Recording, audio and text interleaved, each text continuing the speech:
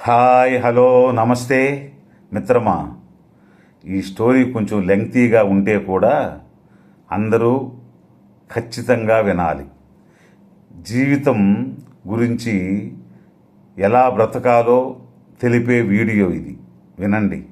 పూర్వం ఒక మహర్షి ఒక ఆశ్రమాన్ని నడిపిస్తూ ఉండేవాడు. ఒకరోజు ఆ ఋషి తన ఆశ్రమంలో శిష్యులందరికీ ఉపన్యాసం చేస్తూ ఉంటాడు. అప్పుడు ఆ ఆశ్రమంలోకి ఒక వ్యక్తి ప్రవేశించి, ఒరే ముసలి వెధవ, దౌర్భాగ్యుడా అంటూ అకారణంగా దుర్భాషలాడుతాడు. అప్పుడు ఆ మహర్షి వాడి వంక చూసి ఏమీ బదులివ్వకుండా మౌనంగా ఉంటాడు. కొంతసేపు అయిన తర్వాత వాడు వెళ్ళిపోతాడు. అక్కడ ఉన్న శిష్యుడికి ఏమీ అర్థం కాలేదు. వెంటనే ఆ శిష్యుడికి కోపం వస్తుంది. అయినా గురువుగారు ఎందుకు స్పందించలేదని ఆశ్చర్యమూ వేస్తుంది. శిష్యులందరూ వెళ్ళిపోయాక గురువుగారిని, గురుదేవా, ఆ వ్యక్తి మిమ్మల్ని అకారణంగా క్రూరమైన తిట్లు తిట్టినప్పటికీ మౌనంగా ఎలా ఉన్నారని అడుగుతాడు. అటువంటి పరిస్థితిలో కూడా శాంతంగా నవ్వుతూ ఎలా ఉండగలిగారని ప్రశ్నిస్తాడు. కొంచెం కూడా కోపం రాలేదు కదా, మీ ముఖంలో కూడా ఎటువంటి మార్పు రాలేదు, ఆ రహస్యం ఏమిటని అడుగుతాడు. అప్పుడు ఆ మహర్షి, శిష్య, ఆ రహస్యాన్ని నీకు ఖచ్చితంగా చెప్తానని, ముఖ్యంగా దానికంటే ముందు నీకు ఒక ముఖ్యమైన విషయం చెప్పాలి. నీకెప్పటి నుండో చెప్పాలనుకున్నా, కానీ ఇప్పుడు చెబుతున్నా.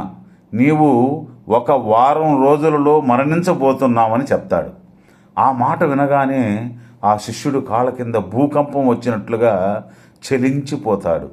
మన గురువుగారు చెప్తున్నారంటే ఇది అక్షరాలా సత్యమని, ఇక మన జీవితం కేవలం 7 రోజులు మాత్రమే అనుకుంటూ ఆలోచించి, నేను నా జీవితంలో చివరి 7 రోజులు సంతోషంగా జీవించాలనుకుంటాడు. అప్పుడు గురువుగారితో, గురుదేవా, నా చివరి 7 రోజులు నేను ఆశ్రమం వదిలి ఆనందంగా జీవించాలని అనుకుంటున్నానని అడుగుతాడు. అలాగే శిష్య, నీకంతా మంచి జరుగుతుంది అని దీవించి పంపుతాడు. ఆ శిష్యుడు ఆశ్రమం వదిలి 7 రోజులు ఎలా గడపాలని ఆలోచిస్తూ గురువుగారు చెప్పినట్లు భగవంతుని ధ్యానంలో గడపాలని నిర్ణయించుకుంటాడు. ఆ క్షణం నుండి ఆయన స్వభావం పూర్తిగా మారిపోతుంది. అందరినీ అత్యంత ప్రేమపూర్వకంగా పలకరిస్తున్నాడు. ఎవరి మీద కోపం తెచ్చుకోకుండా వినయంగా సమాధానం చెప్తూ అధిక సమయం దేవుని దగ్గరే గడుపుతున్నాడు. తెలిసి తెలియక ఎవరితోనైనా విభేదాలున్నా, ఎవరి మనసునైనా బాధ పెట్టి ఉన్నా వారందరినీ క్షమాపణలు కూడా కోరుతూ తన దినచర్యలు ముగించుకున్న తరువాత భగవంతుని సన్నిధిలో 6 రోజులు పూర్తి చేసుకున్నాడు.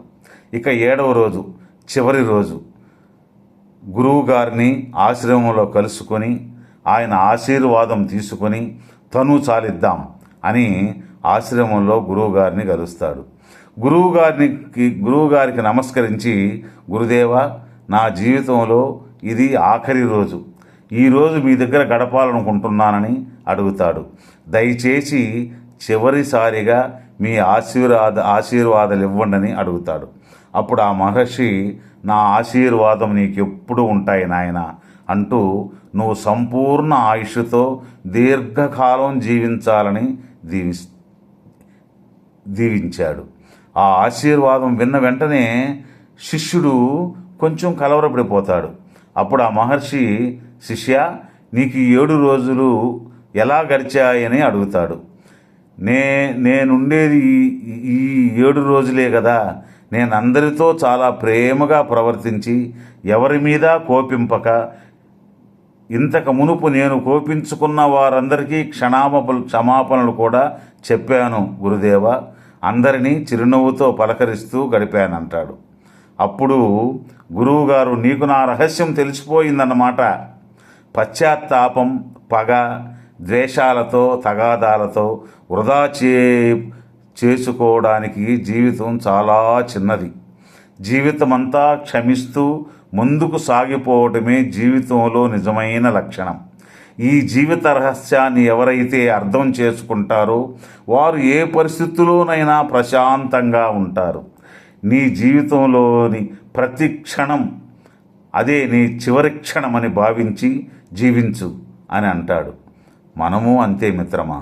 ఇతరులతో మనం పోల్చుకోకుంటే మనం అసలైన జీవితాన్ని ఆస్వాదిస్తాం. ఇది నిజం కదా. ధన్యవాదాలు.